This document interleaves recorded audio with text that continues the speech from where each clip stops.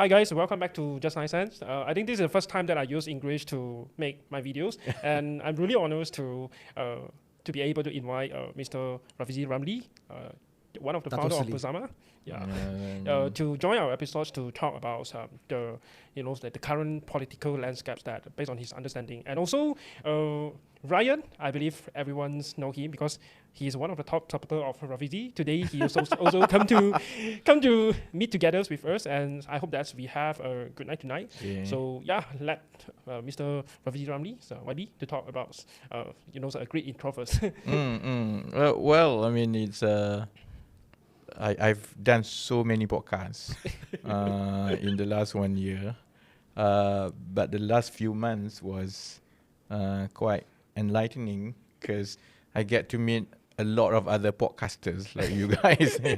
But it's an interesting and important junction in our nationhood. I've spoken before that politics in Malaysia has almost like a 30-year cycle. And I think this is like the tail end of the present cycle, and perhaps there is a lot of opportunities to reshape the next 30 years of Malaysian politics. So what we do matters, and how we communicate and convince voters also matters. Okay, nice. Actually, today we have designed a lot of tricky questions to YB. So is this going to be worse than my SPRM questioning? I don't think so. Yeah. So this one UPSR, not SPM. UPSR. This is UPSR, UPSR, not SPM. Yeah. So because currently we are in the mode of like the PRN, Johor, and also Negeri Sembilan. So maybe we start from Johor first, because Johor will be heard on 11th of July. Yep. So actually, Johor, the current situations, I don't know from Malay's perspective, but from the Chinese community, especially in my channels, what we are talking about right now is we are trying to stop or trying to make BN, Barisan Nationals, to not losing the whole power, but trying to make sure BN don't have the super majority. So at this moment, actually, when Bersama announced you want to join the PRN also for Johor and also Negeri Sembilan, so there are many Chinese people are worrying about if, let's say, eventually Bersama and PH fight with each others, eventually might split the votes, and PN will still get a supermajority. So I don't know. What is your perspective on this topic? No, I feel like that's why talking openly like this is important. The days where Malay politicians only talk to Malay voters, Chinese to Chinese voters, have created our current predicament where a lot of voters' perception is influenced by what the politicians want them to believe. And there's a lot of vested interest in that, because my observation, and it's my belief, that voters across racial lines are realigning. Okay. Of course, the age-old questions and dilemma that have always been posed to Chinese voters is that we are a minority and therefore we must keep our votes intact. That is on the assumption, especially in the last 5 to 6 years, that Malay votes are going to be intact, and those votes are either going to BN or PN, and therefore PH survival will depend on bloc Chinese voting. That is not true. People always forget, I think, that of all the voter groups in Malaysia, historically, Malays are the most varied, and Malays have never voted as a bloc before. Yep. That's why you have, time to time, even when BN was very powerful, and BN could take, say, 90% of the parliamentary seats in 2004, but you still get about 40% Malay votes going to the opposition or other parties. So I think society is going through that alignment, be it Malays, Chinese, or Indians. In the case of Malay, it's actually quite understandable, because we have seen 4 or 5 prime ministers, from Najib to Mahathir, and then Muhyiddin, and then Ismail Sabri, and then Anwar. In fact, practically, we have tried prime ministers from all the parties, all the coalitions. You know? Except PAS. Well, And Bersama. Bersama didn't exist then. Well, I think it depends who you ask. PAS voters will make that argument that you have not seen a prime minister from PAS. But Malay fanciers see Perikatan Nasional, PAS or Bersatu, as one coalition, and PAS has had 4 Menteri Besars for the last few years. So Malay fanciers also get a feel of what to expect from PAS. So this whole idea that Chinese votes have to be a bloc and have to choose a lesser of 2 evils and therefore shut the door to any newcomer I think does not take into account that Malay votes are rearranging, Indian votes are doing the same, and I choose to see it from a much more positive outlook that, you know, this is an opportunity where it is an open field. If we want to stick to the ideal, if we want a country that is based on multiracial approach, you know, holding true to accountability, anti-corruption, progress for everyone, fairness for everyone, if there have been the last 10, 15 years, this is a good chance for us to pitch that back to everyone, because Malays are as open to that idea as anyone else. Yeah, I mean, like, from your answer, actually, I feel that you are trying to tell us that Malay is not 100% confirmed we go either BN or PN. They could be go to Bersama also.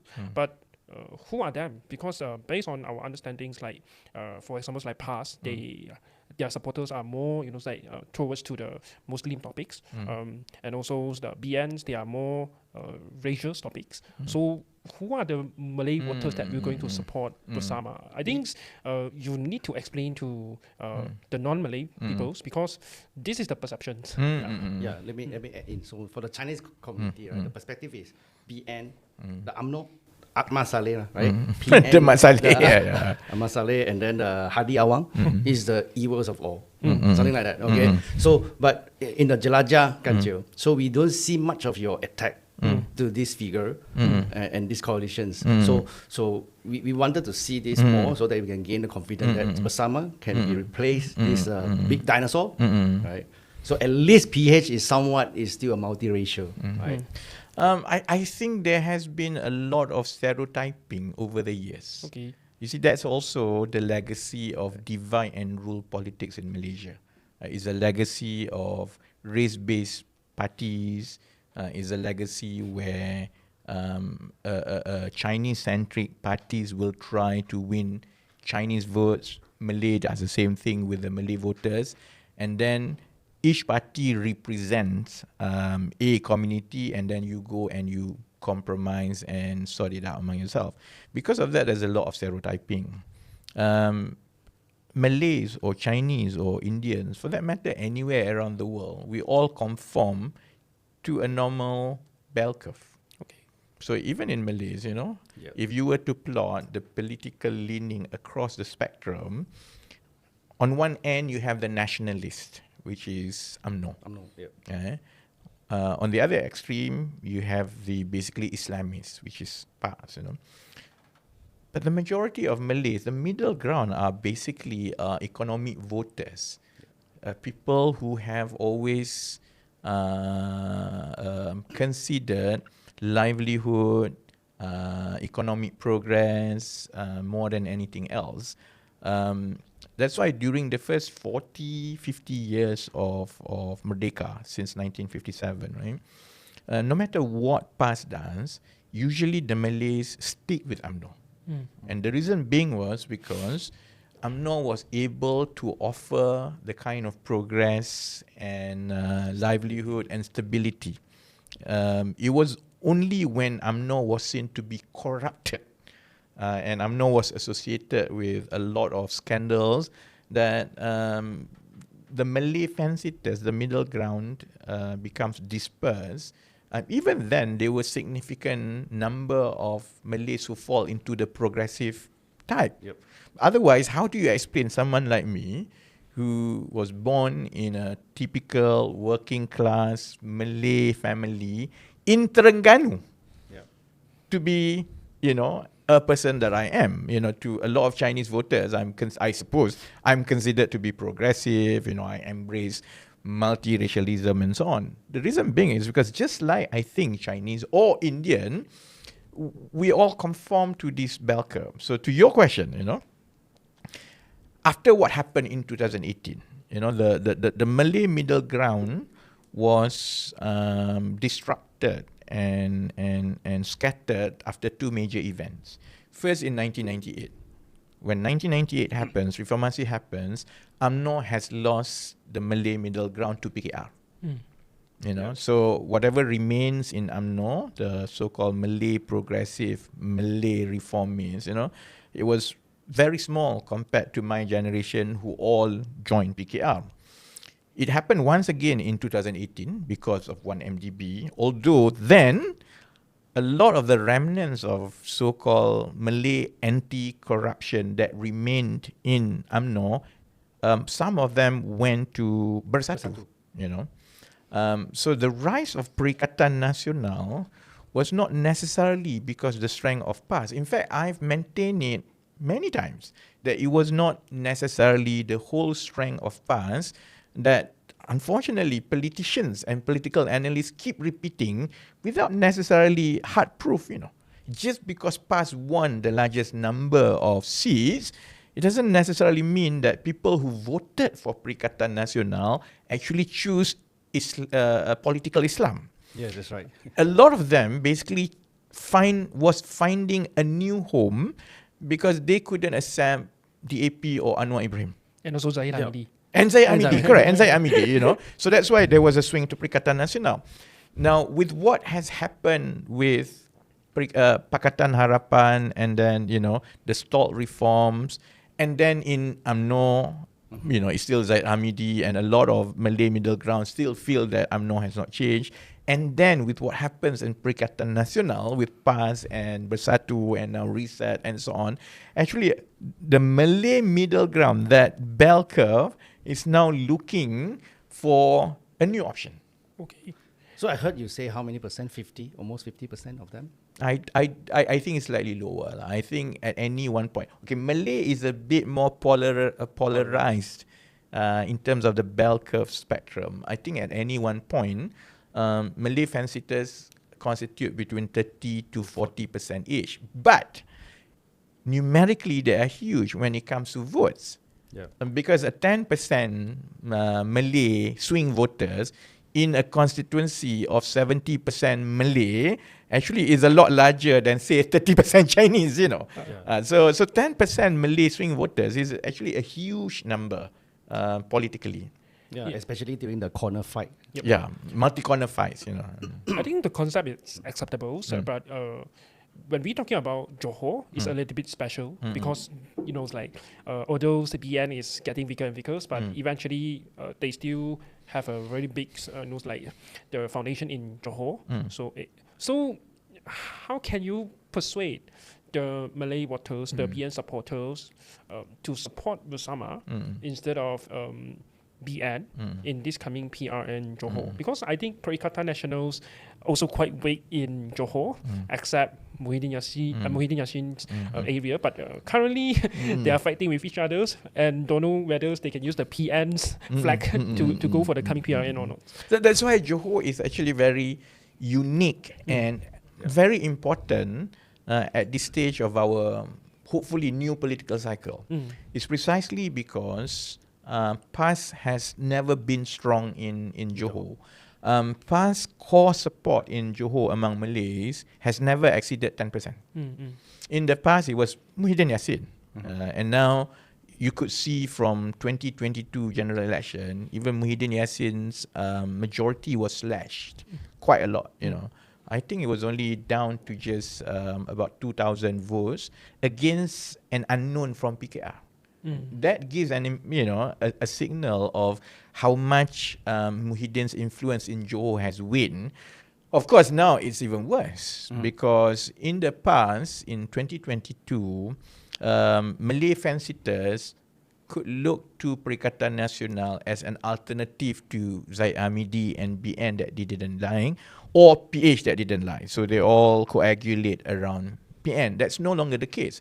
So I would say that at most, PN's core support among Malays in Johor will not exceed 15%. To make it more important, PKR's Malay support is also quite weak. I think PKR's Malay support has never exceeded 15% as well in Johor. That leaves the so-called floating Malay fence-sitters in Johor as, a large group that is almost comparable to UMNO's core support. Because UMNO's core support is about 40% plus. So you have about 30% floating Malay support. And that's where I think Bersama can make a difference because Bersama is perhaps, apart from PH, is the only multiracial alternative to Johor voters when I think about 80% of Johor seats, out of that 56 don't seats, right? About 80% are mid seats. In fact, Johor has more mid seats than Selangor.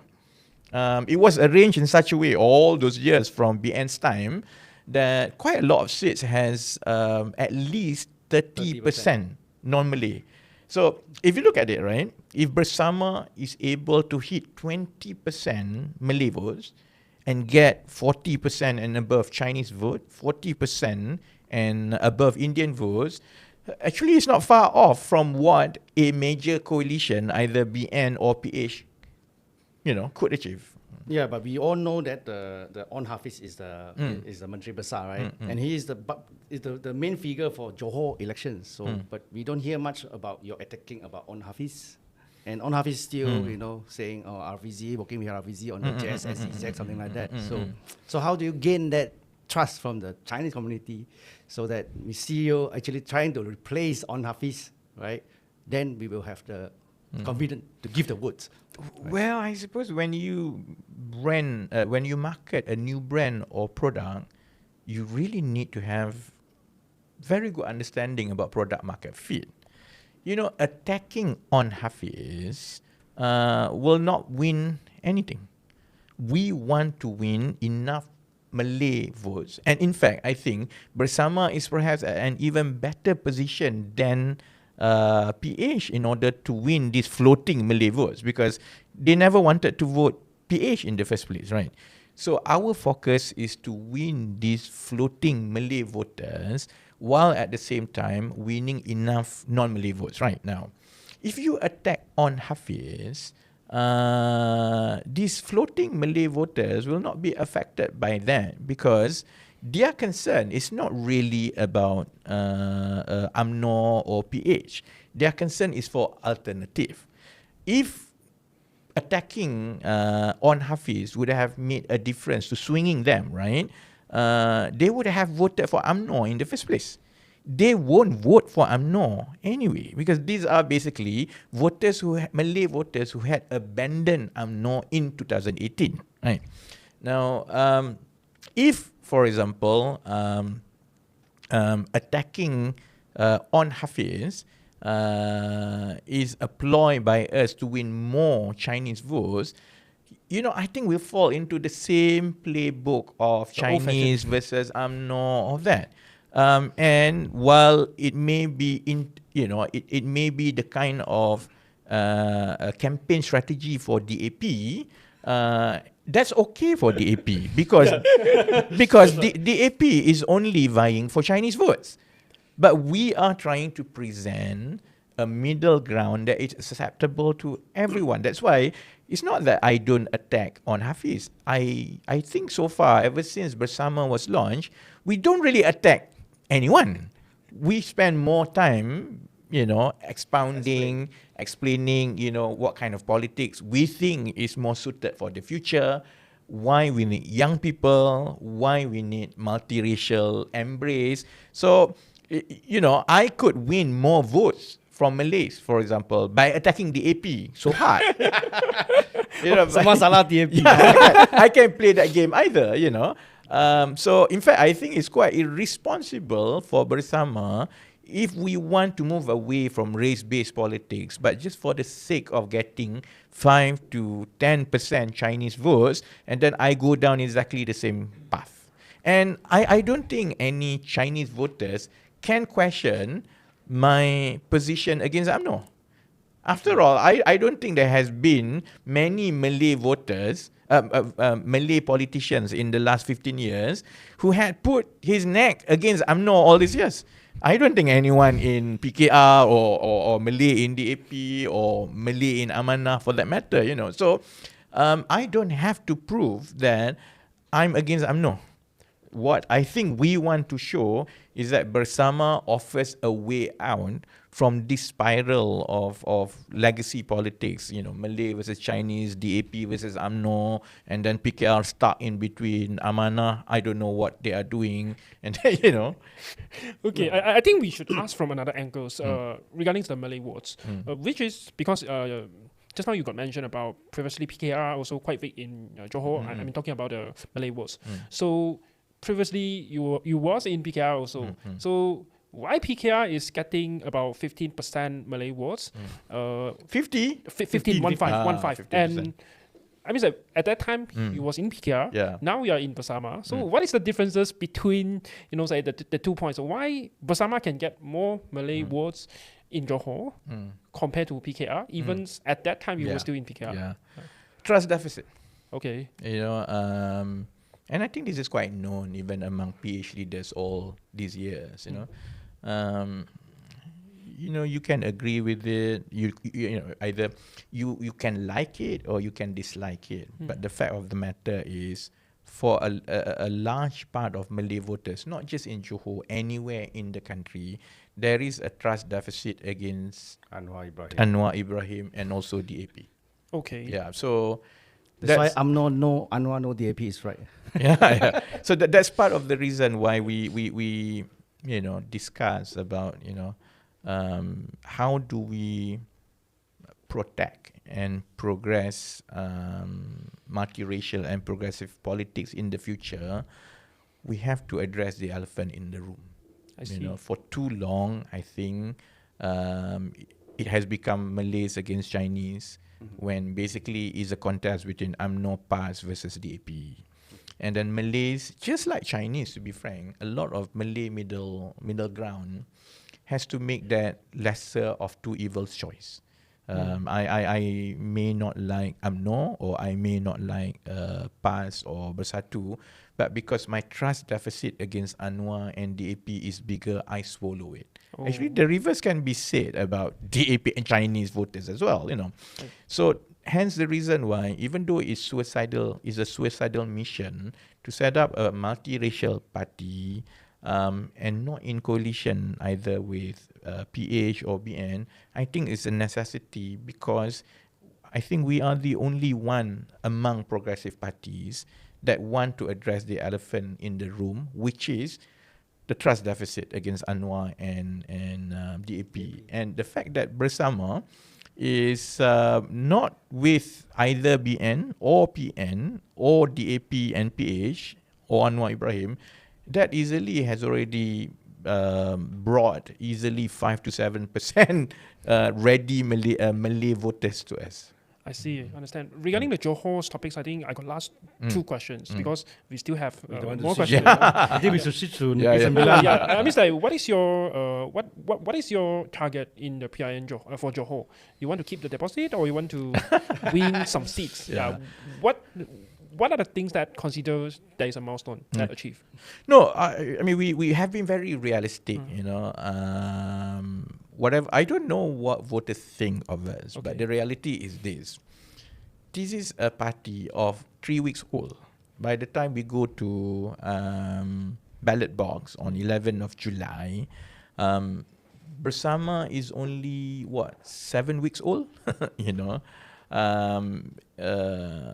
We just don't have the time to really stitch together the kind of machinery that is comparable to our competitors.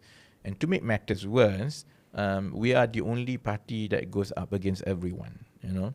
So if we don't lose deposit, I mean, that is a big achievement. And more importantly for us is that if we don't lose deposit, that will provide us with a baseline support and it makes Bersama viable. Of course, you know, a better scenario is that even if we don't win seats, we can come out as the second party, or if we are the third party, we are not that far off from the second party. You know, I think a win will turn Malaysia upside down. But, you know, I mean, numbers is good. To be frank, it's quite obvious before we committed to a decision, something like, you know, joining a state election after about 3 weeks. We have run the numbers. We have gotten the support number and so on. The support number is encouraging. But then again, election is not just what people think of you. Election is how much resources you have, the kind of candidates you have, the campaigning energy that you have. So we'll have to see whether the 2 weeks campaign will provide us even a better support level than what we think it is now, or it will bring us down further. But I'm hoping that we will maintain deposit because we need that deposit for Negeri Sembilan. Okay. Go for Negeri Sembilan. Go for the Negeri Sembilan. Negeri Sembilan is a little bit special. Why? Because currently there are two crises, political crisis and also the royal crisis. So, and also we know that Aminuddin, the MB of Negeri Sembilan, is quite good to use during Hero. For the Hero campaigns, actually he's the second person, right? Yeah. So, do you think he did a good job for Negeri Sembilan? Yeah. I mean, I think we have to admit that Negeri Sembilan, as well as Johor for that matter, both incumbent state governments will go to the ballot box with a better balance sheet, a better income statement, basically a better macro economic perspective and achievement for the two states. Likewise, both Menteri Besar, Johor as well as Negeri Sembilan, are relatively scandal and controversy free, and therefore they are quite popular with the voters, you know. So in that sense, it's quite a pity with what has happened to Negeri Sembilan. Because Amin is a very popular, and I don't think anyone can dispute that, and he's very humble, you know. What remains to be seen is whether a Menteri Besar's popularity can pull and change what voters think about the respective parties, of national policies, of Anwar Ibrahim for that matter. Now, you know, we will only know after the result is out. But there was a parallel. In 2018, actually, Mak Hassan was extremely popular. Mak Hassan was almost trouble-free, controversy-free, was very popular. And, you know, that's why a lot of people couldn't predict that Negeri Sembilan would fall to PH. But, you know, a Menteri Besar's popularity alone is no guarantee, especially when there's a lot of misgivings about the national party or the national leader. And everyone knows that a change of state government will not change taxation policy, cost of living, a lot of the problems that voters care about, most voters know is actually about the national government. So that is the predicament that Amin actually has to navigate. Yeah, if let's say you feel that Aminuddin is doing a good job, so what is the positionings of Bersama in Negeri Sembilan? Because if Aminuddin did a bad job, then of course you have the reasons to change the MB, to change the state government, or you want to do more check and balance to have some seats. But currently, the crisis, there are no solution until the new state government is formed, and hopefully is one single party or one single coalitions to form the new government. So if let's say Bersama join the PRNs of Negeri Sembilan, and maybe you get some seats, a few, and eventually still hung assembly. Then how? Well, I think as I said about Johor, we are extremely realistic about our prospect in Negeri Sembilan. Of course, if we do better in Johor, say for example, we don't lose our deposits, or we actually come second or a close third in Johor, obviously, it will boost up more confidence in Negeri Sembilan among voters. So Negeri Sembilan is slightly more unique because unlike Johor, PH and BN is equally strong. Whatever people say, it's always almost neck and neck. And like Johor, PN is actually weak because PAS is weak in Negeri Sembilan. The slight difference between Negeri Sembilan and Johor is the proximity of Negeri Sembilan to Klang Valley. And therefore, Negeri Sembilan result will not just be decided by support for PN or BN or PH or bersama. It's also because of the turnout rate. If voters, young voters, Chinese, Indians, progressive voters decide not to go out, then UMNO has an upper hand.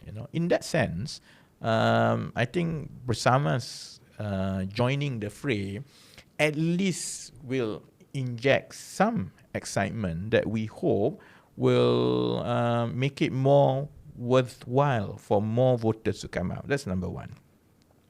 Number two is that because it is a close fight between PH and BN either way, and PN Bersatu, I think has two aduns, and those seats most probably are more likely to go to BN than to PH. So we know that the floating Malay voters now is actually ex-PN voters. And I rather come in and try to win those votes because we know those voters are now homeless. They rejected BN in 2018. They're not keen on PH because of the trust deficit. They might be more open to a new set of young leaders not affiliated to Anwar or to DAP. And even if we don't win any seats, getting those votes away from UMNO is actually more important for progressive politics. So in that sense, I think we will be able to even out this theory that UMNO has. UMNO thinks now in Johor, in Negeri Sembilan, they will win big because they will get back the PN votes. That's not necessarily the case. So which means you are telling us that when you join the PIN Negeri Sembilan, you're actually more helping PH. So that's why I was confused. So you actually a little wanted bit to confused. helping PH, or you wanted to make Negeri Sembilan Aminuddin worse? No. I think the outcome of that is a short-term outcome that does not that should not get in the way of our long-term objective. Our long-term objective is to make sure there is an option for voters. I mentioned just now, right, the proximity of Negeri Sembilan to Klang Valley means Negeri Sembilan has a higher portion of disillusioned voters compared to Johor. But Johor right now is still, the election is too close, right? So Negeri Sembilan and the biggest evil for me, what I see is the UMNO. It's really a very bad thing that they topple the government at this moment in time. So why are you wanted to go to Negeri Sembilan? So you're just messing the waters, right? So because the alternative is actually, the easier way for us is actually not to go into Negeri Sembilan. True.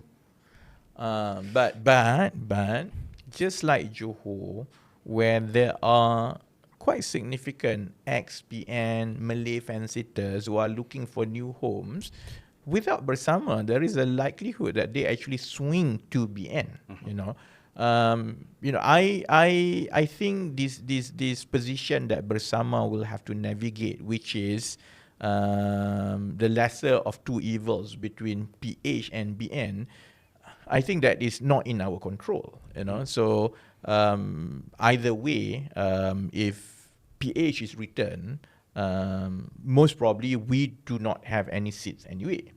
But our participation in Negeri Sembilan, at least I think, will provide an option to Malay voters who, if PH is not careful, would have gone to UMNO anyway.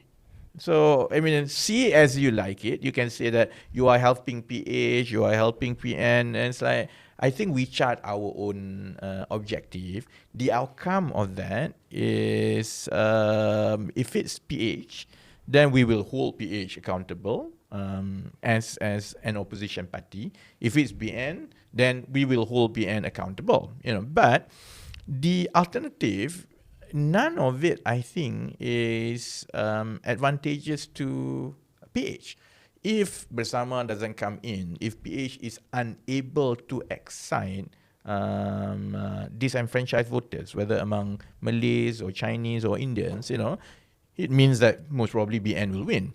If ex-PN voters, for lack of an option, swing to UMNO, again, PH lose, So in that sense, I think I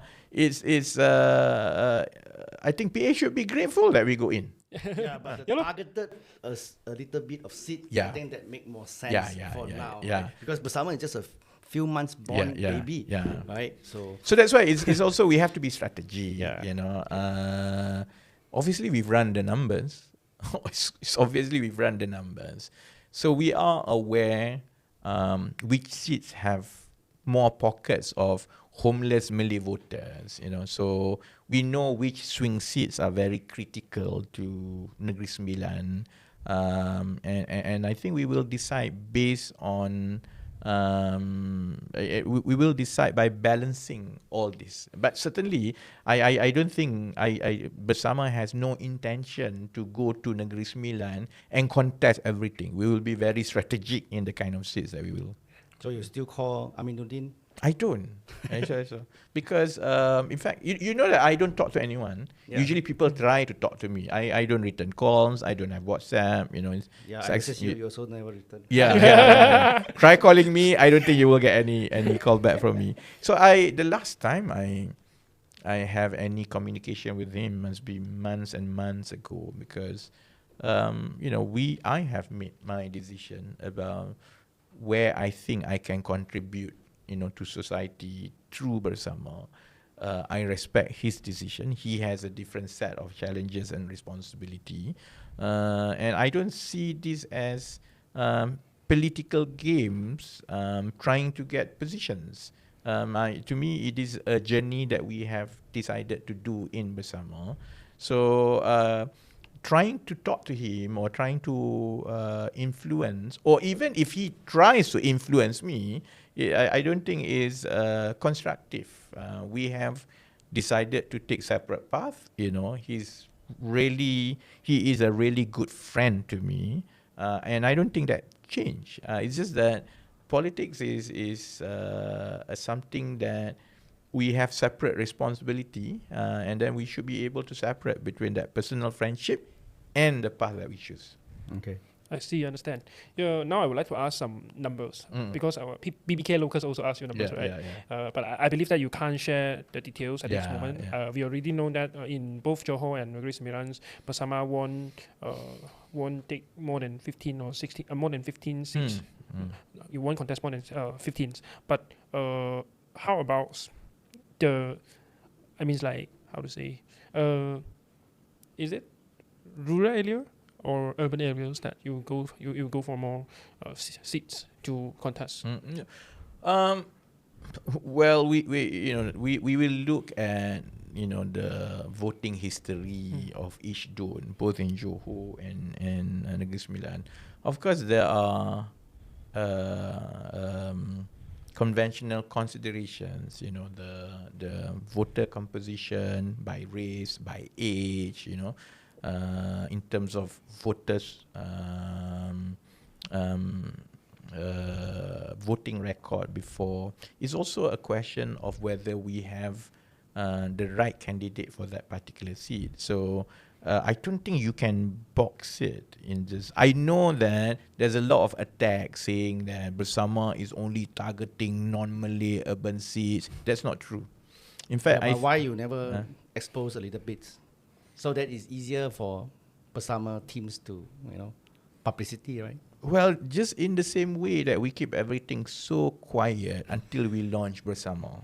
Yeah. Yeah, imagine if I was like Hamzah Zainuddin going around that I will launch a party and launch a party and launch a party. So far, I think certain information and certain strategy is better left to the minute that is the best time to share it.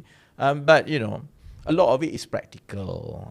As I say, Bersama is new, and therefore we need to be able to tick all the boxes, even if the seat is suitable for us in terms of demography, in terms of voting track record. We have to make sure that we have a good candidate who wants to stay there, who wants to stand there.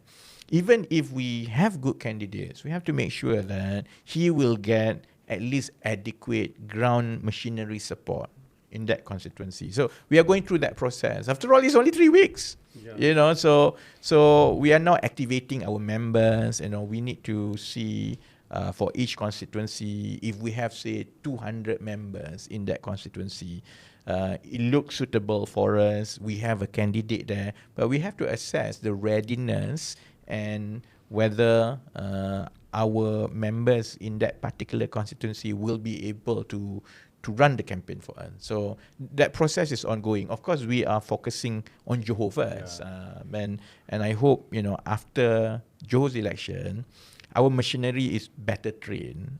Then it will make it easier for us to single out and finalize the seats in Negeri Sembilan. We have the first shortlist. We are now going through the process of matching candidates and also, grading our machinery on the ground.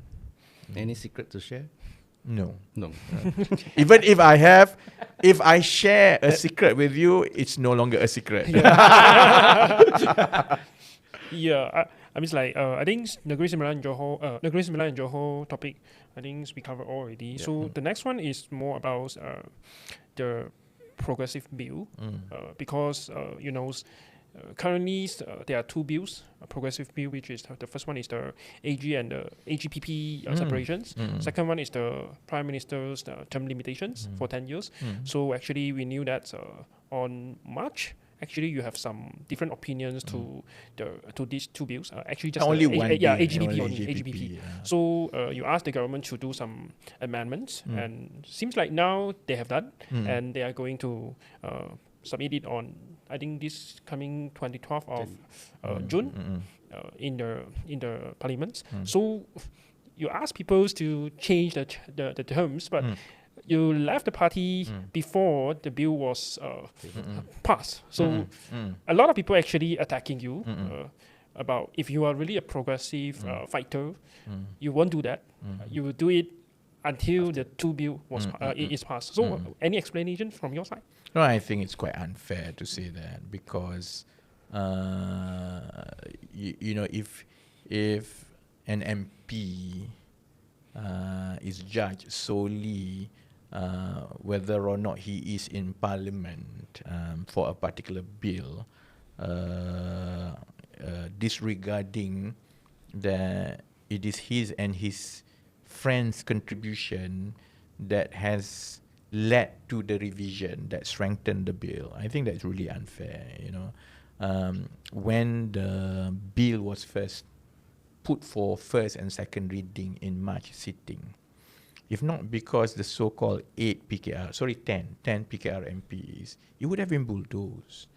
And then, that bill would not really have changed much because in fact, it was a lot more dangerous because the power was now transferred from Prime Minister to the King.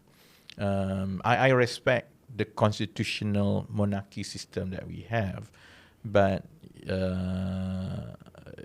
for Malaysia to progress, we need to strengthen check and balance. So that means that instead of concentrating power in one hand, whoever that person is, we need to devolve, and therefore we need to put in parliament in the process. But only you dare to speak this. Hang on. So if not for the 10 MPs, and I was one of them, and I was leading that 10 MPs, do you think there would have been a revision? So in that sense, I've provided the leadership that compelled the government finally to go back, set up a special select committee, consult more people, and then I hope the new draft is a lot better than before. There's no guarantee, We don't know yet. Yeah, we don't know yet. We hope that is a lot better.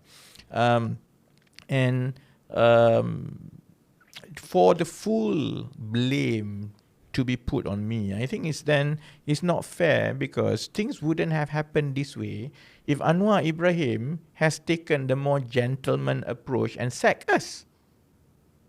Anwar and PKR refused to sack any one of us when it was very obvious that we have parted ways, and Muhyiddin at least took the bolder and more gentleman approach, that when a group of MPs have decided that they no longer believe in Bersatu, at least they got sacked, and when they got sacked, they remain as MP, But Anwar doesn't want to do that. I mean, on the one hand, you have people in PKR and PH screaming and say, leave the party if you criticize the government.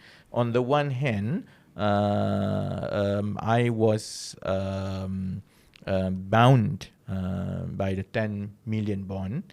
At the same time, they refused to sack. And the more we delay, knowing that general election and state election is coming, the less time that Bersama has in order to prepare the platform for the future. So I think in that sense, it was almost a win-win for all. The new draft, the revised draft, is going to Parliament, I think next week. The number of MPs is 10 minus 2. There's still 8 MPs. And those 8 MPs, basically, they will stick to our position in March. If the draft is not up to standard, they will not vote anyway, and will send it back to government for redrafting. At the same time, I think Bersama can proceed and progress so that we can offer options to progressive voters. So it's not as if without having me in Parliament, everything will crumble. It is. Huh? It is. Well, that's not my fault. If everything Because crumbles, there's no Pembangkang anymore. yeah. That's not my fault, So I think I have discharged my responsibility, and as I say, if we had not put our neck on the line, the bill would have been bulldozed in March, and that is a lot worse than going through this. At least I've made it very clear that there were 9 MPs with me. That makes it 10, and without us, the 10 people, none of that can ever pass Parliament. So now 10 minus 2, it would have been 10 if Anwar has had the courage to sack me and be gentleman enough to go through this process and respect that some of us have parted ways. It's not like we did it out of spite, or it's not that we pulled down the government. In fact, we could have done it the easier way that other people had done. Just transfer our support to his nemesis or opposition, and he would no longer be a prime minister. But we stayed, despite all the jeers, the insult from PKR and DAP and PH, we stayed the course and we went through it. It would have been so much easier, and this question wouldn't arise if Anwar and PKR had taken what all other parties had done. But why don't you use that card to pressure Anwar to do something? What card? You can bring down the government, right? Because at least Anwar Ibrahim. Yeah, because it's not personal against Anwar. I have no personal or personal feeling or personal opinion about any politician. whether it's Anwar or Mahathir or Muhyiddin or Hadi, I think that if you are an MP or a politician, your task is to stand on a set of principles, just like Amin just now. There's nothing here. I mean, we are as close as brothers. Basically, our families are so close that it's a family. My family and his family. But it's not about what I feel about him personally. It's about principle. It's about where I stand politically. Likewise, I have no personal feelings. Even after all that had happened with Anwar, whatever he said, whatever he did, my personal feelings, even if I have one, should not get in the way of what I think is my responsibility as a political leader. So, because of that, it was never about what I feel about Anwar and therefore denying him to be Prime Minister or not. It's not about that. It is my concern about the future that I think a lot of the systems, policies, program designs, the way that we manage the country is no longer enough to prepare us for the challenges, especially for the younger generation. That's my personal opinion. Anwar as a Prime Minister, it is up to him to listen to my advice or counsel or not. He chose not to. And therefore, the onus is on me to decide how best that I can progress, that position and principle. Whether or not he remains a Prime Minister after this is up for the voters to decide. And likewise, therefore, even though we have that card, we could have brought down the government. Principle-wise, my belief is that Prime Minister and the government should be chosen by the public at the ballot box, not because of some MPs feel different way about a Prime Minister. But that's a democratic process also. If you really distrust one Prime Minister, right, then you can do that actually. There's not something very wrong. If really Anwar is corrupted, like what you perceived to be. So, what do you think? It's not about Anwar or it's about Muhyiddin or whoever comes after Anwar. It's about the system. It's about the institution. Otherwise, what we will end up with is a Prime Minister changing every 5 or 6 months. Because if the system, and by that I mean the political system, the political financing system, the SPRM, the independence of the institution, if this is not challenged, I don't think you will find a person clean enough to be a Prime Minister from time to time. So that's why to me, it's like this excuse about, I don't like that person and therefore I bring him down. The next person who comes in, if you have not reformed the system, and then you end up square one. Isn't that the feeling now with Anwar and PH? And that's why there's a lot of disillusionment, because Malaysians generally put our trust on individual. It should not be. Individual basically can mesmerize us. You hear Anwar, you hear Loh, you hear Guan Eng, you hear Nga Koming. Everyone is happy, But the real judge is whether or not we make progress in reforming the system. So, of course, if I'm the type who is very personal, I can make any reason or excuse. I can say that he's corrupt and therefore he must go down and therefore, the new Prime Minister should come in and so on. But I think the real test of someone in my shoes is where I train my gun. And usually I spend more time talking about the institution, The Azam Baki, Farhaj, Anwar, even the first time after I quit, the first issue that I departed from PH, and bear in mind, the AP didn't say anything, at this time. It was about judicial independence. So, usually when I speak up, it's actually not about personality or power. It's always when I feel like there's a threat against institutional reform, or if I feel that there's a lot more that can be done to progress institutional reform. Yeah, why just now Ryan asked about is Anwar Ibrahim corrupted or not? Because we watch a lot of YBMs. You talk a lot of topics like Azamaki, Fahas, and etc. Is mainly about the integrity issue. But seems like you never mentioned Anwar Ibrahim is corrupted. Seems like your main message is Anwar Ibrahim is compromising to maybe UMNO, maybe also could be the public servants. So that make a lot of people's confused about if Anwar Ibrahim is not corrupt, he's just compromising in the unity governments when PH got only 82 seats. So what is the real issue of compromising? A lot of people actually don't understand. And when people don't understand, the next question is it Rafizi Ramli just Rajuk? That is the logics. Yeah, you get what I mean, right? No, I think that's what PKR and PH want everyone to believe. Okay. It's just that let me approach it from a different angle. Okay.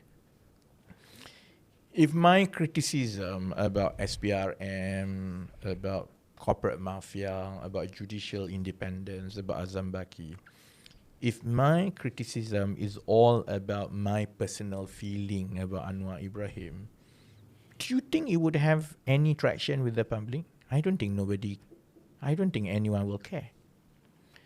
The very fact that it becomes a national issue is because perhaps I was speaking on behalf of ordinary Malaysians who felt like that but couldn't say it. And they were waiting for leaders from PKR, from DAP to actually say it, but nobody said it, So that's why, when I talk about corporate mafia, when I talk about Azam Baki, it has traction. And traction, surely it is not because I'm popular. I don't think I'm popular. I don't think, people like me as a person, precisely because I call a spade a spade. Most people don't like me as a person. But whether they like it or not, whether they like me or not, when what I say has traction, it means that I put voice to what, the general public think, So I don't think there's a dispute about that. There's no dispute that what I say has traction because that's what a lot of Malaysians think like that now. Then you ask the next question, then why everything has to revolve about Anwar, and my criticisms always drag Anwar into it, Of course, apologists will say that, it's actually SPRM, it's got nothing to do with Anwar. Or it's actually Azam Baki, it's got nothing to do with Anwar. Well, it has everything to do with Anwar because the buck stops at the Prime Minister. After all, not only that he appointed Azam Baki, he extended Azam Baki's contract 3 times, he defended Azam Baki. So I can accept if that's Najib making that argument. I can accept. At least, Najib never claims that he's a great reformist. At least Hadi doesn't go out there claiming that it is going to be a progressive, multiracial reform society. But he's Anwar Ibrahim. The standard is different for Anwar Ibrahim because people want to see what he has promised all this while. So it is about integrity. And integrity of a leader, someone like Anwar Ibrahim, or even myself, or even any leaders for that matter, it doesn't mean that you have to steal 10 million before you are seen to be to have less integrity. There is a lot of expectation that you hold on to your words. That's integrity for a leader. So people expect what you see is what you get. The kind of disillusionment you have now is because people feel that you promised differently. You promised us a clean government, and now you end up not only defending Azam Baki, but you don't even want to commence an investigation on Azam Baki. Criticism about Farhaj has been there since 2023. You give all sorts of excuses. And every time there are reports in Bloomberg, anywhere, you just make excuses. Now, even if I don't say anything, right, do you think that the public's view of Anwar Ibrahim's integrity and by extension PH integrity has not been compromised along the way. It is eroded along the way. No, that's why I think the key question from Kelvin is whether Anwar is compromising or Anwar is done all this for personal enrichment or party enrichment. Well, I think that's why we need an independent SPRM and all the institutions, because if for example Anwar has been so defensive about Azam Baki, about Farhaj, about everything, then in a normal working or independent democracy, surely someone would have looked into it and investigated. But not in Malaysia, because everything is in the hands of the Prime Minister. It is not my place to go and accuse whether Anwar has done it because he compromised or he does it for whatever reasons. I don't know what is in his heart. I don't know why he did it. As far as I'm concerned, a Prime Minister of his credential, someone who became a Prime Minister on a reform platform, must be whiter than white. And I want to hold him and PH and PKR accountable to that. Unfortunately, we have a situation where no one has ever investigated a sitting Prime Minister, and the last attempt to do it in 2015 caused so much trouble for people who wanted to do it. Okay. Yeah, okay, so one question. But Anwar, so he have to be separate the power from the AG, from the SPRM, right? Chief of SPRM. So how do you wanted Anwar to intervene all these investigations while Anwar is the Prime Minister? Isn't that mean Anwar actually can campur tangan? No, I think that's why I feel like what should have happened or what we should expect from any Prime Minister after this. We expect the Prime Minister to be extremely serious in liberating all these institutions, stay away from it, devolve their power. And in fact, a Prime Minister should not be in a position to say one way or another about any investigation. The problem with Anwar, because he chose the opposite route. He was the one who really defended Azam Baki. If he had not defended Azam Baki, I suppose, people would judge him differently. It's because, and the rest of controversies about Anwar and SPRM is because it was, out of ordinary that Anwar has to go all out to defend Azam Baki. Even when he promised to release the cabinet's investigation, the cabinet's report, it has not been released until today. So he bent backwards for Azam Baki. In a normal situation, if it's an ordinary, I give you an example, right? I think people would like to believe that our judiciary is more independent than the police or the SPRM and so on. You don't hear Anwar jumping and defending any decision or of the court for or against. The most is that you stay away from even commenting. So in that sense, if people say that it's not fair to point this out, it is a duty of an MP to point this out, because that was unbecoming of a Prime Minister, let alone when a lot of the decision of Azam Baki and SPRM under Azam Baki caused uproars. People pay compound and then, you will let go. There's this case about Bersatu's divisional leader charged for corruption about 6 million. He paid compound 4 million. He was then he walked away.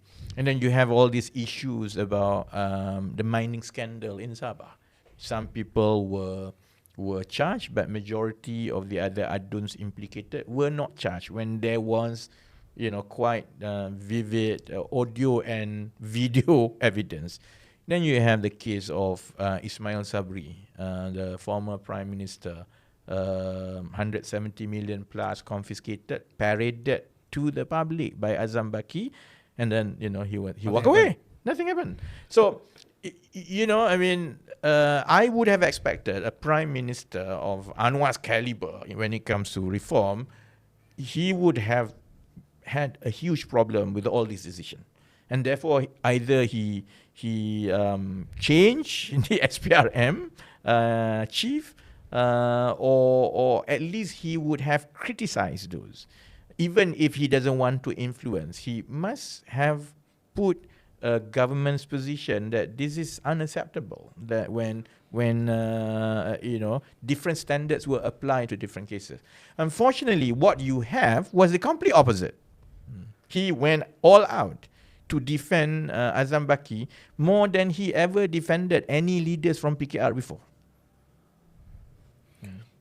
Then what actually do you think Anwar is compromising? To who? To what? To who or to what? I think you should ask him. Because you always say that your attack is on the institutions. Yeah. So Anwar as a prime minister is not a person, right? It's an No. institution. No. It's an institution. So he... No. I don't think you can put a prime minister of Malaysia on a pedestal and separate it from his personal feelings and personal preference. So yes, there is a prime minister's institution, but because the prime minister's position is so powerful in Malaysia, whatever becomes of the prime minister's institution is shaped by the personal flavor, personal feelings, by the preference of that prime minister. But the support is come from the institutions, right? Support of what? I mean, the whole Jabatan Perdana Menteri, Yeah. right? So you need the whole workforce. The government servant, some maybe they got some link to some old politic, old money. We don't know, right? So this kind of How is that? How is that going to excuse Anwar from not taking a tough position on Azam Baki and corruption? Then might as well put you as prime minister, so that you can say, I don't know, it's my officers or I'm an institution. If that's the case, then Najib shouldn't be in prison. This is a very patriarchal society. Someone who is a prime minister is super powerful, so much so that, as I say, a lot of how the government does things or views things is basically based on the political will and the preference of a prime minister. I wish things are not like this, but it is like this nowadays, Today it is like this. That's why in the future, Bersama has always advocated that we should devolve the power from the prime minister so that the prime minister, the person, doesn't really influence and shape the government the way that a prime minister now can. It's just inherited from the yesteryears, and if anything, is an indictment against Anwar's and PH reform credential, because if PH has been very effective in reforms, then the prime minister will not influence too much of the running of a government. But it is now. And I hope in the future that's not the case. But that's the reason why you end up with one MDB, you end up with so many scandals, because Prime Minister, the person, moves and shakes the government. I see. Actually, I can imagine when audiences of my channels watch until this moment, they might have one question to you, which is, you talk about Najib. Najib is the BN single government, so he has a lot of powers. So why Anwar Ibrahim is so compromising? Because PH is a unity government with BN, GPS, and GRS in the Sabah and Sarawak blocks. So they will have that feelings Anwar is compromising because he has not enough power. So that is actually conflict with your statement actually. Yeah. So I hope you can explain a little bit more about this to to make people Just like understand. Zahid, I think your question was very relevant, Ryan. You asked about Prime Minister, the institution. I think, a lot of Malaysians don't quite grasp how powerful is a Prime Minister. If you want to know how powerful is a Prime Minister, you have to understand how the whole government machinery works. The government machinery basically refers to the source of authority. In Malay, keep saying punca kuasa and punca kuasa, source of authority. Actually, what exactly is the source of authority for each government department, ministry, is the Act. You go and see almost all the most powerful institutions in this country, especially one that concerns administration of justice, anti-corruption, all the power originates from the Prime Minister. So, that gives, and I didn't realize this. So it's like, politically, if you are, take for example, okay, let's go back to the appointment of Azam Baki and the extension 3 times of Azam Baki's contract. The public will ask, why was it not stopped? Why didn't you say anything? It was not. You would have thought that like a political party, a key decision would have been discussed. At least, you have to agree in a meeting and it becomes a party's decision. Not in government. If Anwar wants to extend Azam Baki's tenure and contract, right, he doesn't have to tell anyone or discuss with anyone. Why? Because he is the Prime Minister. That's his power. Specifically in the Act, it is the Prime Minister. He doesn't have to consult anyone. So over the months, in the first few months, I realized actually all the powers rest with the Prime Minister, because that's just the way our laws have been written over the years. And that's why I keep saying Bersama wants to see devolution of power away from Prime Minister. Now, coming back to your question, right, that, reform is stalled and Anwar has to compromise because he doesn't have the absolute simple majority. That is only relevant if UMNO threatens to pull support from time to time. UMNO didn't want to do that because after 2022, UMNO was very weak. UMNO was not in a position to withdraw from the government, because with GPS, with UMNO, with everyone on board, Anwar had 152. Even if BN withdraws, that's 30. Anwar still has 122, simple majority. And a lot of the decisions on reform, on judicial independence, on anti-corruption, a lot of it is actually Anwar's power. And nobody gets in the way of that, because especially UMNO knows enough. They have been in power for a long time. They know that the source of authority is with the Prime Minister. So a lot of it is basically a decision by Anwar and by extension of PH, whether or not we want to push things. Legal reforms is under the Prime Minister. Our law minister is called Menteri di Jabatan Perdana Menteri, answerable to the Prime Minister first. So a lot of it basically revolves around the power in the Prime Minister's hand. And from what I see and observe, UMNO was not even interested in getting in the way, because UMNO was so focused in staying in the federal government in order to recuperate and gain its strength. Whether Anwar thinks UMNO was against certain decisions, I think certainly it was never discussed at the cabinet. And in most cases, UMNO actually played along with whatever, and it's UMNO's culture. This is a party where usually the Prime Minister is always right. That's why you end up with one MTB. It is not in UMNO's culture to disagree with the Prime Minister because they will kowtow to whoever is in power, especially when UMNO was really weak post-2022 general election. In fact, Anwar was very powerful in that sense, So hence, unfortunately, a lot of things happen with MACC, with corporate mafia, when we talk about integrity, anti-corruption reforms, a lot of it was Anwar's power alone. I see, understand. So, in short, which is, from your perspective, is Anwar the one to reform, is it?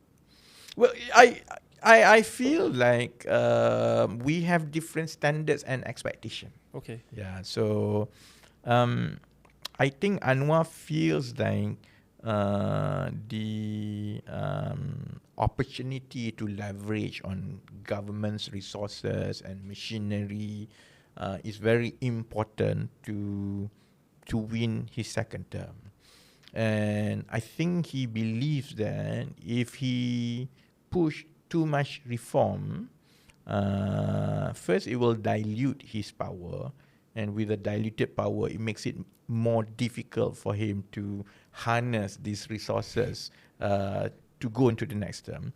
But as importantly, I think he believes that the civil servants will be apprehensive for many reforms, and if he wants to win the second term, he needs to win the Malay civil servants. No, that's exactly what I mean just now, like the institution of the Jabatan Perdana Menteri. So the civil servant, their feeling, their reactions about reform will cost him a second term. So he thought, right, UMNO will bring him down, someone will not happy.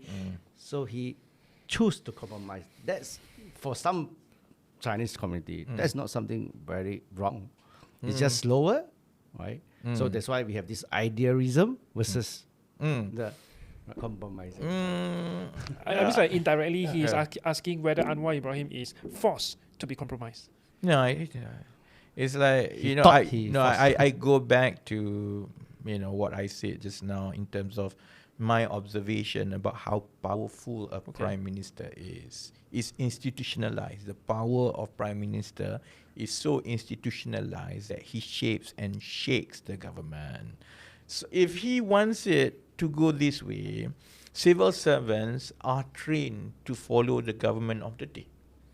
And if he wants to shape a reform agenda, he has all the power to put the right civil servants, the right people in the right places. For example, SPRM. And it will work exactly like how he wants it. In fact, I think the reverse is more accurate. After a while, I think by and large, the civil servants, I'll come back to this whole thing about civil servants, But by and large, I think the civil servants feel that he wants to continue business as usual. And then they will suit things the way that he wants it. Rather than, civil servants were against reform and so on. And that comes to this point about civil servants. I think it's very unfair. And I think, sorry to say this, I think it's also quite racist to continuously put all the blames to the civil servants. Yeah. Okay. And I think it's a propaganda that has been there forever.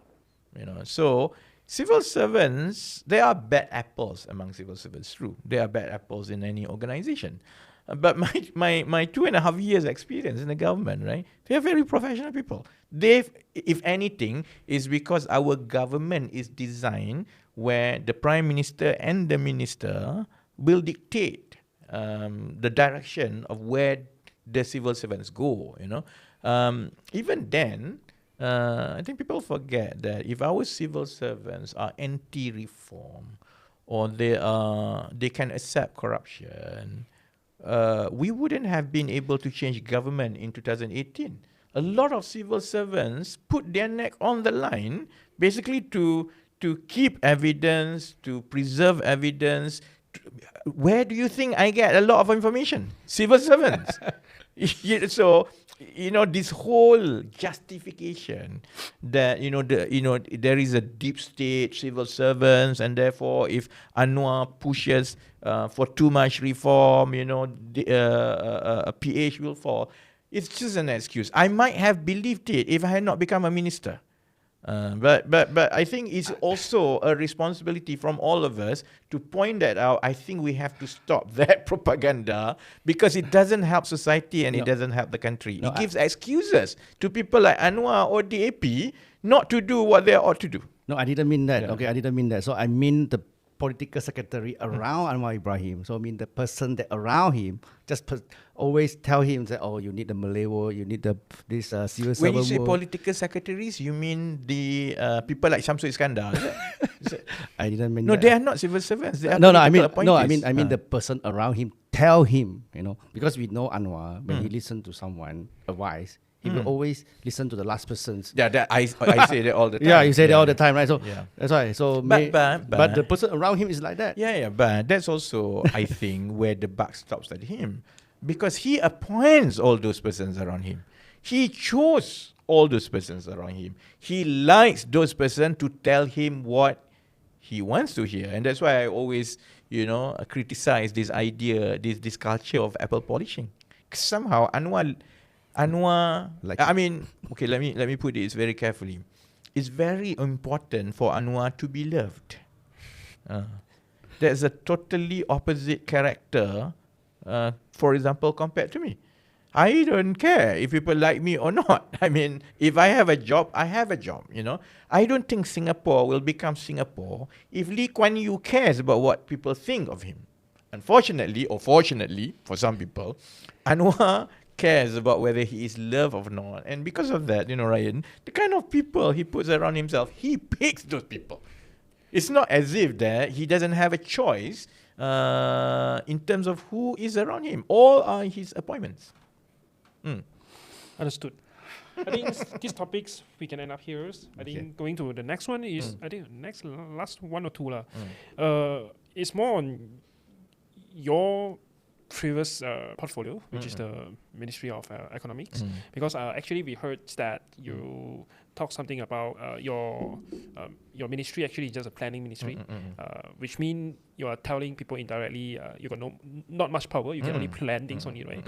But come back to the previous debate between you and Shahil. Yeah, you are talking about Anwar Ibrahim actually give you a lot of powers in the budgets, especially in the expenditures, the development expenditures. So he's the first prime minister that is willing to give or share the powers to the Ministry of Economics. So is it a little bit conflict? So can you explain whether you are a powerful minister or actually you are a minister without powers? It's okay. I suppose you have to see it from two perspectives.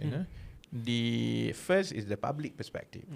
We live in a culture where people judge a minister's performance by simple outcomes. Okay. For example, who announced which holiday? Well, he's a very good minister because every 2 months he announced one holiday, for example.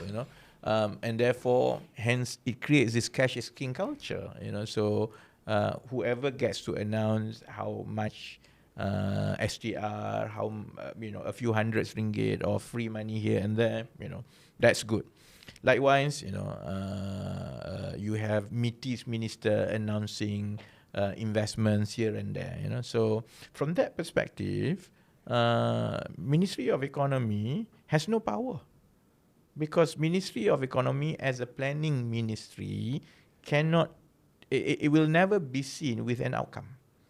Because if we plan for an industrial plan,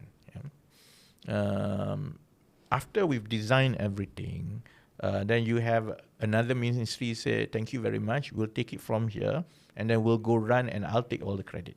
Okay. That's just how Ministry of Economy has been designed. So from that perspective, it hardly has much power because everything that we've come up with eventually is taken away, and I don't really care actually about the credit. I'm more concerned about whether it can be delivered and implemented the way that we design it. I mean, JS-SEZ eventually is basically, Ministry of Economy's creation from scratch.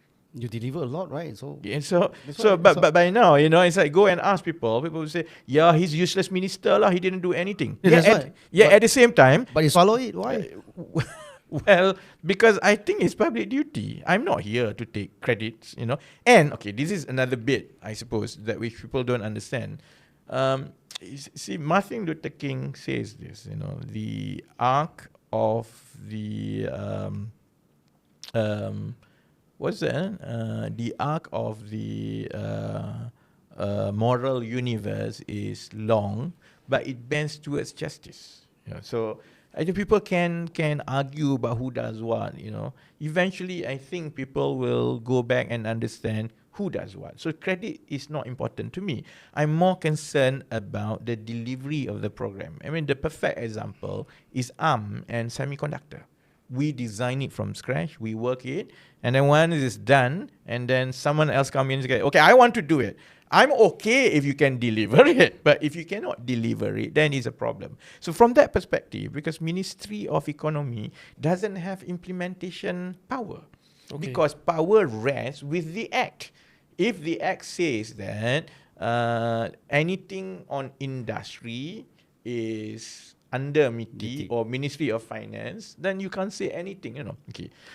From the perspective of budgetary control, I think it is true to say that Ministry of Economy has a lot of sway because we decide where the budget goes. We approve budgets, development budgets, But at the end of the day, the request for those budgets and then how they, what they do with their budget approved, it's all out of our control. And then, ministry will come from time to time and say, this amount that we ask for this project falls in line with government policy that you come up with.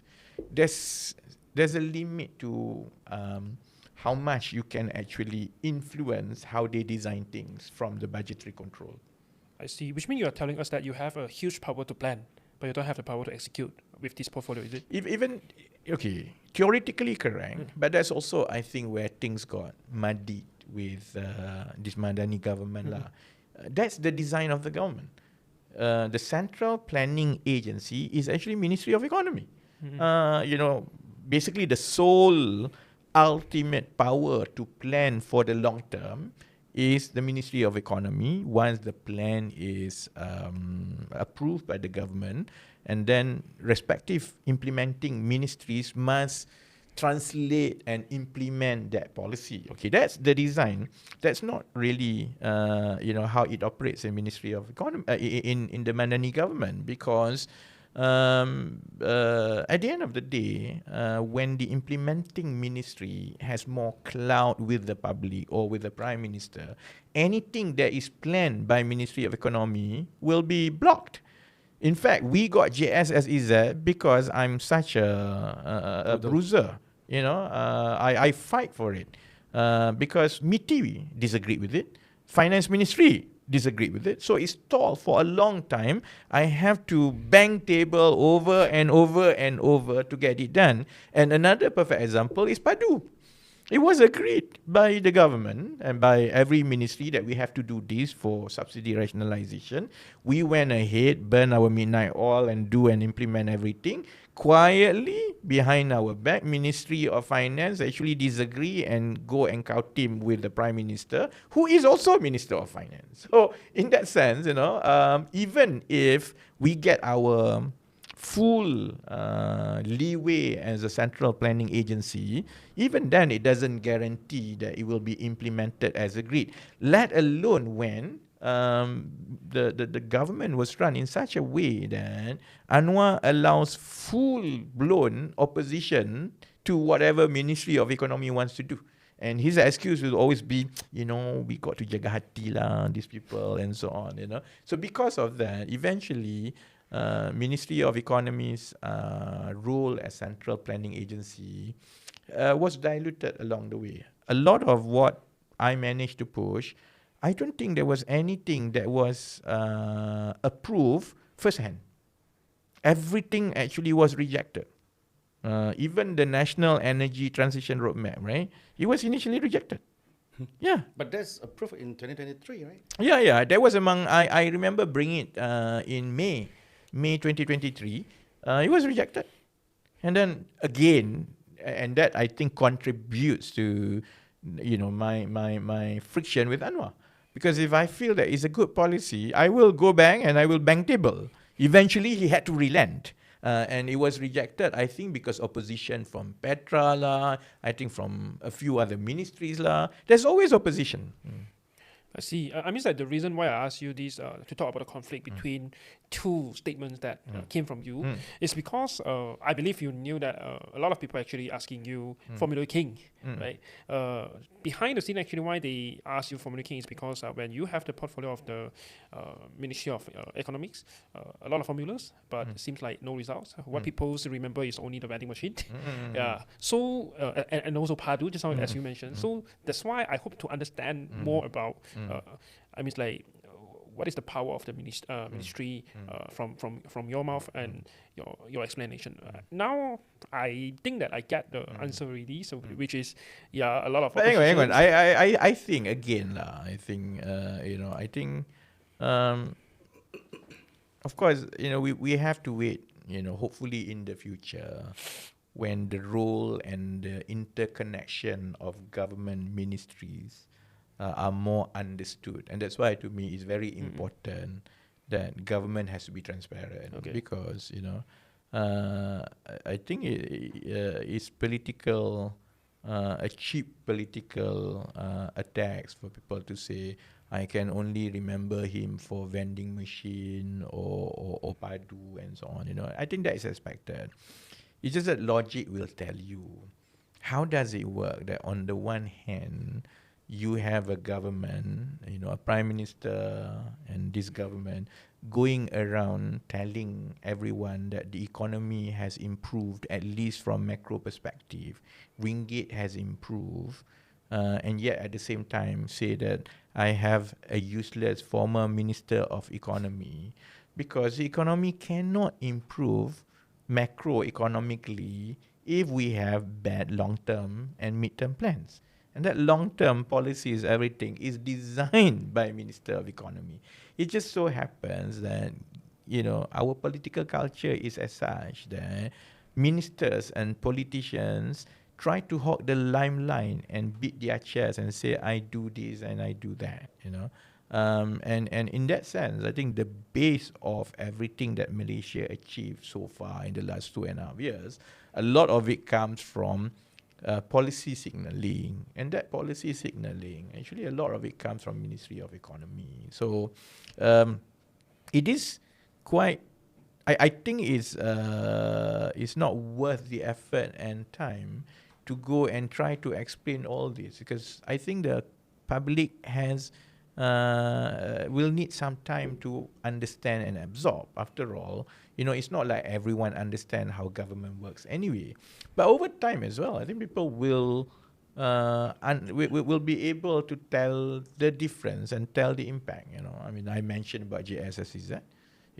Hopefully 3 to 4 years down the line, we will have our first chip designed by Malaysian. Yeah, that's why my question. So our question is, you have done all this JS-SEZ, PADU, NIMP, NET. NIMP is done by NET. So all this planning is such a. I think it got most of the international attentions, and economy Malaysia is getting better. So meaning the Formula King is becoming truth, but why at this moment of junctures you walk out the door of the government, right? So the IMK 13.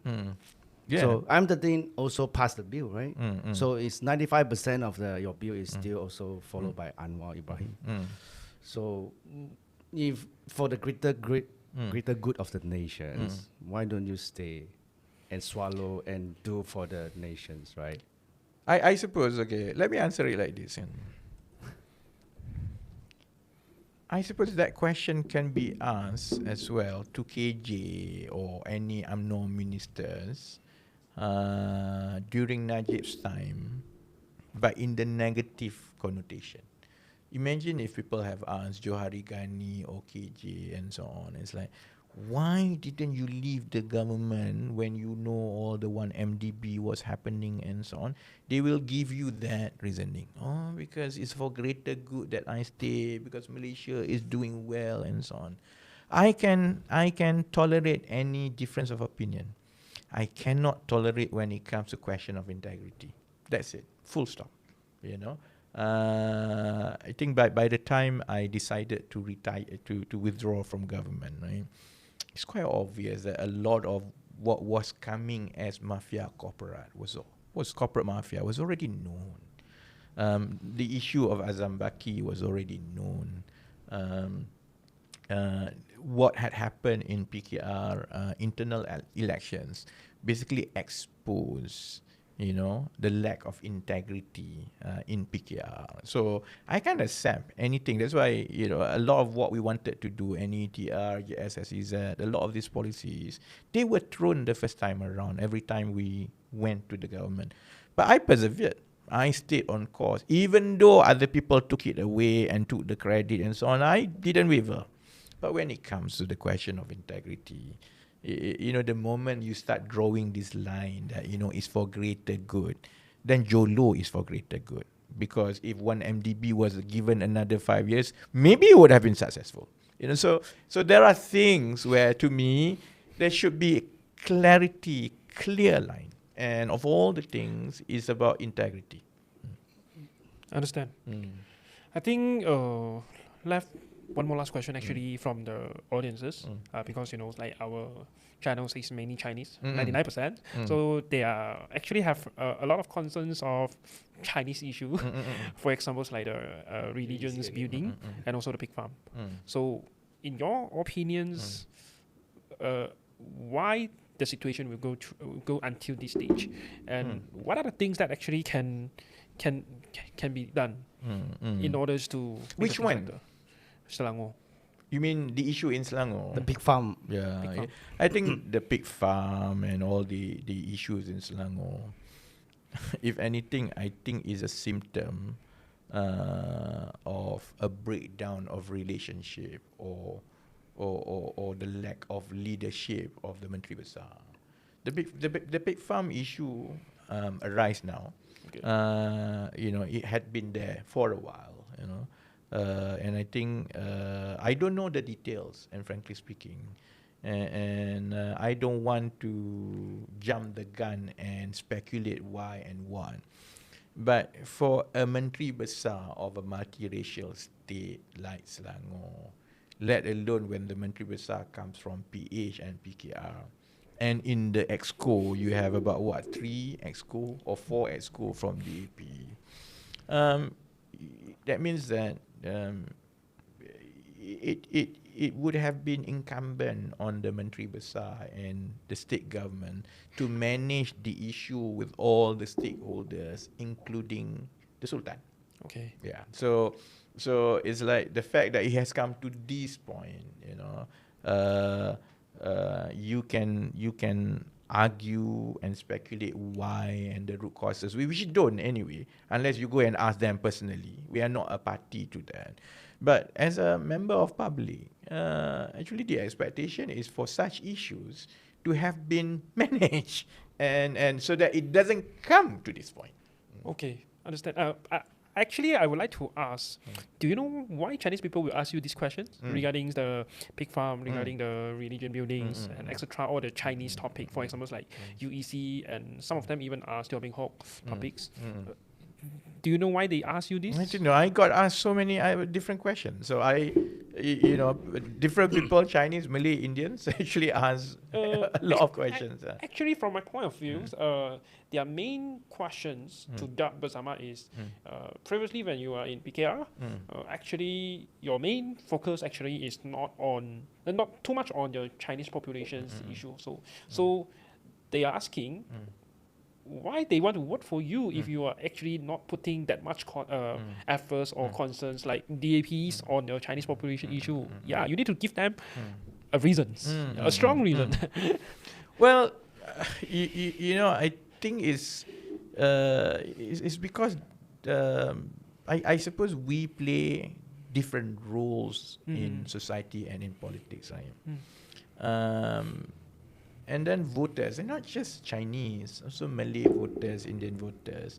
Voters have to assess and decide what are fundamental issues that are most important for this country to grow and prosper in the future. I can score points by talking simple things.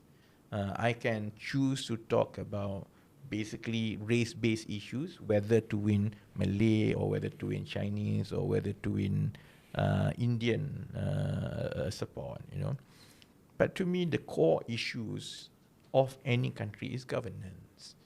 And it's the issue of governance that unites everyone, that everyone can understand. And the biggest risk is the issue of governance, integrity, corruption.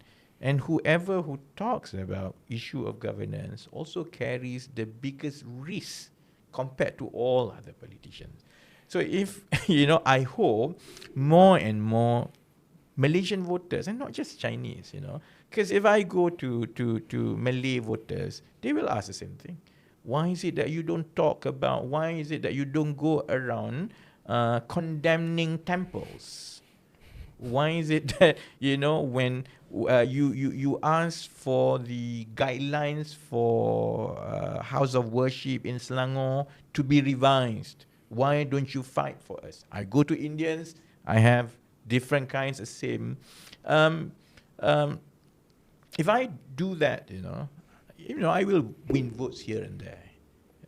But I think the harder question that I have to carry is these issues about governance and corruption and integrity, because you have to take the most powerful in the country.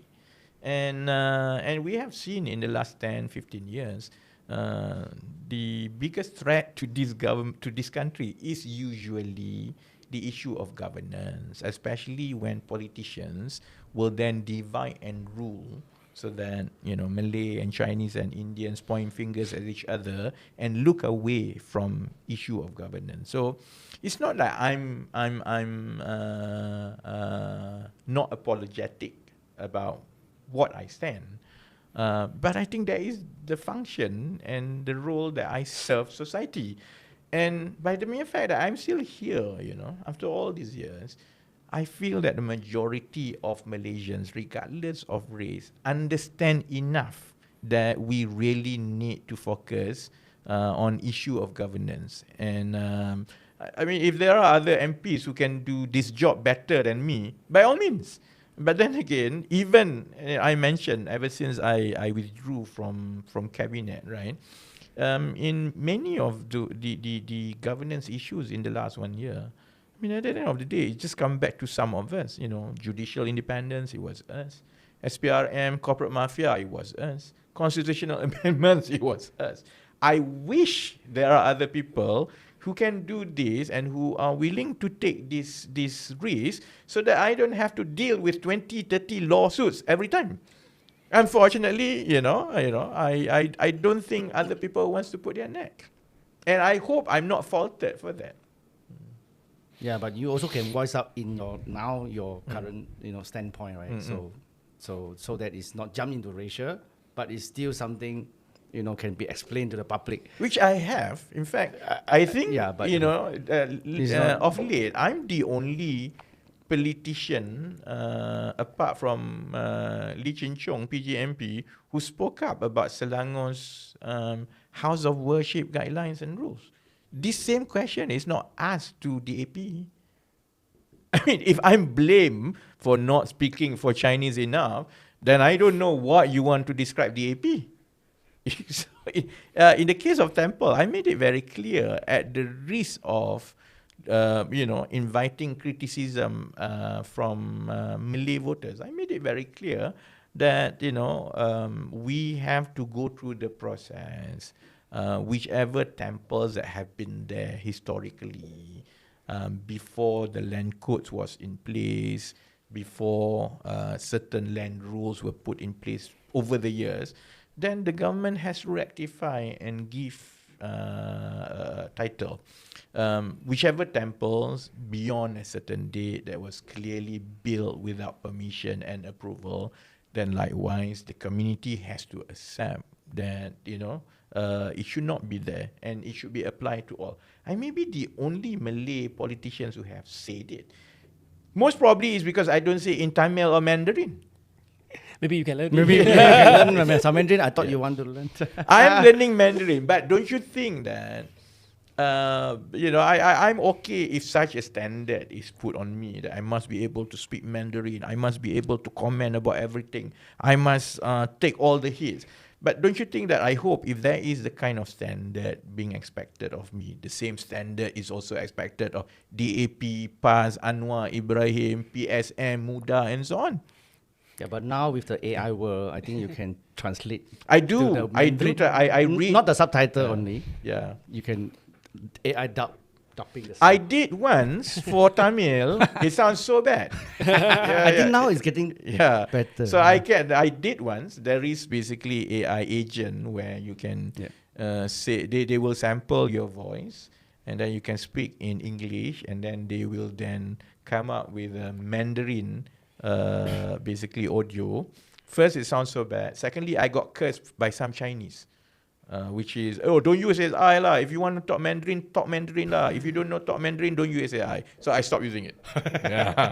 So what I'm saying is this, I think, politicians will always be exposed to all sorts of expectation, and if you are in my position, you will do what you think is right, and that should drive your decisions, and that should drive your standing in politics. In fact, if politicians are too calculative, then we end up where we are today. Over time, I'm sure the public will be fair enough to judge who is who. That's where I stand, and I rather be authentic than trying to swing here and there and try to win that vote and this vote by saying this and that. And most of the time, it's better to just speak as a Malaysian rather than to speak as a Malay or Chinese or Indian. And that applies to everyone. Yeah, I think your answer is making me quite comfortable because I also believe that the politicians can focus on more and more important things rather than just the race issue. The reason why I asked that question is because that is the most popular questions that when I announced that I'm going to have a podcast with you, and then I collect some questions from them. So I have to do for them.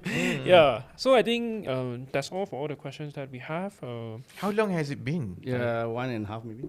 I think 1.5 and 2 hours. I'm hungry. 2 hours. Yeah. Okay, maybe I give you 2 hours, ma. 2 hours. I've been great for 2 hours. You're hungry. Okay. So maybe one last one for you to sell the bersama, right? So the Biro politik that you say, the pendidikan, Biro politik? No, Biro politik. I mean the MKT, that used to be MKT. That you say you want to separate the I see. You mean portfolio. Portfolio spokesperson. Spokesperson. So how is it even working? Yeah, maybe you can try explain. Well, that's in fact my view is that part of the reasons why we always have mismatch between capability and, to a certain extent, legitimacy when a politician become a minister or takes over a portfolio is because the design of our political parties allow for any Tom, Dick and Harry to become a Supreme Council member. In DAP it's called CEC, right? Central Executive Committee. In UMNO it's called MKT. In PKR it's called MPP. But all political parties in Malaysia so far, when people contest for the top post in the party, is a general post, and because of that, you may be a career politician who has spent your lifetime since you are 19 maybe, campaigning and then building your support and so on, and you would want to go up and become a Supreme Council member, because with that position you can become a minister or an exco or a chief minister, right? The trade-off of that system is as such that we have senior politicians who never have any expertise or any any professional background, and then once they become senior, because they spend a lifetime climbing up the ladder, they become they are in charge of very important portfolios in this country. Bersama wants to be different. Bersama wants to tailor our leadership from the very beginning according to expertise. So we have not submitted a request for constitutional amendments to Registrar of Society. We will do that depending on when the general election is. But the new constitution specify a portfolio for each Supreme Council member. So, for example, instead of contesting one of 25 available Supreme Council members, and then you rank the top 25, and then voila, you become the leader of the party. In Bersama, each position is by portfolio. So, say you have 25 places to be contested. One is basically spokesperson for finance and economy. So it's open to everyone. But then if you know nothing about finance, when you try to campaign, it's quite obvious that you are not fit for that position. So you will have a health portfolio, you have a defense portfolio. It will be unpopular with the party, and I suppose with budding politicians, because people say it will narrow down and reduce my chance of being elected. But what we want to promote is that people have to find one area of expertise, and then you can only go up in Bersama if you basically become knowledgeable in the administrative or governance area that you aspire in the future. And I hope, it has never been done in this country, but I hope it will attract the right talents. It will tailor our leadership talents to know these are the requirements. Is that something like shadow cabinet? Okay, that's good that you mentioned it, because that's also our workaround. The problem with shadow cabinet in Malaysia, right? If you remember 10, 15 years back, PH or Pakatan Rakyat then will always hammer, where's your shadow cabinet? What's your shadow cabinet? In fact, even PN now, as the official opposition, also doesn't have shadow cabinet. They have, but useless one. Yeah. Well, it's not really shadow cabinet. It's because each portfolio has about 3 or 4 people. Practically any MP is a shadow cabinet. It's not. In Gerakan, there's no one there. So I can understand the constraint, because if you're not in government, and take for example PR, then if you're not in government, if you appoint, say, a person, and that person happens to be from DAP to, say, shadow spokesperson for the finance portfolio, is a sure way to shoot yourself, because that will be used against you in election campaign. So I think what we are doing is a workaround. It means that the question for shadow cabinet, or the excuse given not to have shadow cabinet, is no longer valid. Because by design, Bersama has portfolio spokesperson. Whether or not we are in government or not in government, that person is not only qualified to speak on behalf of the party in that particular portfolio, it is incumbent upon him by our party constitution to be knowledgeable and to shadow the government of the day in those portfolios. So I wouldn't call it shadow cabinet, but it will perform the role of shadowing a ministry. Understand.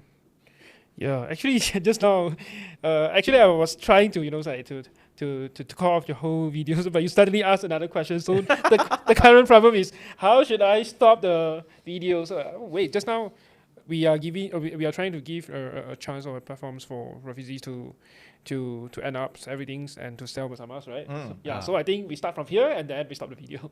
You start the video, is it? No, No. not yet stop, right? Oh. Not yet stop, not yet No, stop, no, not yet stop. So now I'm finding a point to stop the video. Oh my god. You don't need a point to stop the video, right? So No, we just need say good night. What Like the our hell? officer always say, sudah lah, cukup lah, sudah lah, pukul 2 lah. Usually that's a very good way to end. Oh my god.